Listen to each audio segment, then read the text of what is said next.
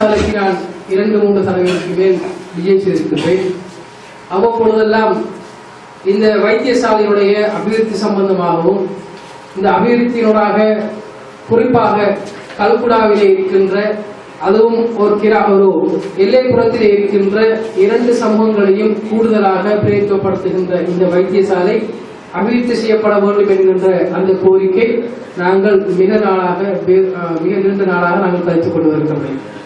ஆனால் எங்களது முதலமைச்சர் அவர்கள் பதவியேற்றதற்கு பிறகு அதுவும் குறிப்பாக எங்களது சகோதரர் நசீர் அகமது கௌரவ அமைச்சர் அவர்கள் பதவியேற்றதற்கு பிறகும் இந்த வைத்தியசாலைகளை அபிவிருத்தி செய்கின்ற என்கின்ற அந்த பணி முதலமைச்சருடைய தனிப்பெரும் முயற்சியினூடாக மிக அதிகமான நிதிகள் மாகாணத்துக்கு கொண்டு வரப்படுகிறது. அவ்வாறான நிதிகளினூடாக இவ்வாறான வைத்தியசாலைகளை அபிவிருத்தி செய்ய வேண்டும் என்கின்ற அந்த தோரணையில் முதற்கட்டமாகத்தான் இப்பொழுது நாங்கள் அந்த அபிவிருத்திக்குரிய அந்த பயணத்தை ஆரம்பித்திருக்கின்றோம்.